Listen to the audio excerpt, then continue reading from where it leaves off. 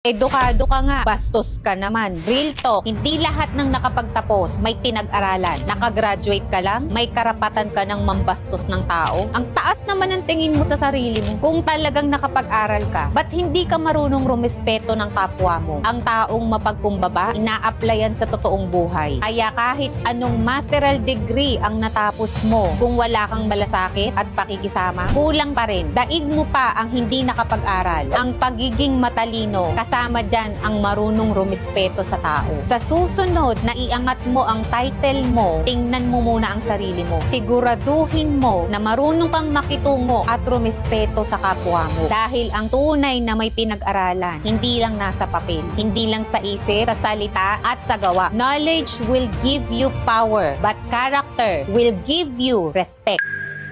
Edukado ka nga, bastos ka naman. Real talk, hindi lahat ng nakapagtapos may pinag-aralan. Nakagraduate ka lang, may karapatan ka ng mambastos ng tao. Ang taas naman ang tingin mo sa sarili mo. Kung talagang nakapag-aral ka, ba't hindi ka marunong rumispeto ng kapwa mo? Ang taong mapagkumbaba, ina-applyan sa totoong buhay. Kaya kahit anong masteral degree ang natapos mo, kung wala kang malasakit at pakikisama, kulang pa rin. Daig mo pa ang hindi nakapag-aral. Ang pagiging matalino, kasama dyan ang marunong rumispeto sa tao. Sa susunod na iangat mo ang title mo, tingnan mo muna ang sarili mo. Siguraduhin mo na marunong kang makitungo at rumispeto sa kapwa mo. Dahil ang tunay na may pinag-aralan, hindi lang nasa papel, hindi lang sa isip, sa salita at sa gawa. Knowledge will give you power, but character will give you respect.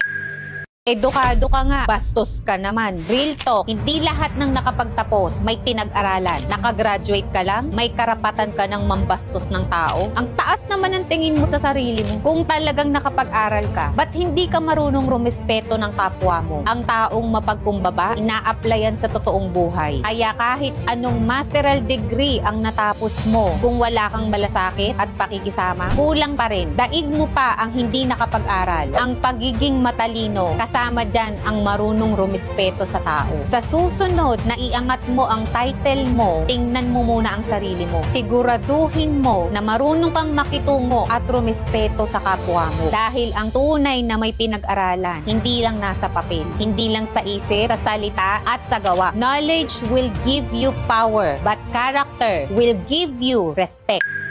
Edukado ka nga, bastos ka naman. Real talk, hindi lahat ng nakapagtapos may pinag-aralan. Nakagraduate ka lang, may karapatan ka ng mambastos ng tao. Ang taas naman ang tingin mo sa sarili mo. Kung talagang nakapag-aral ka, ba't hindi ka marunong rumispeto ng kapwa?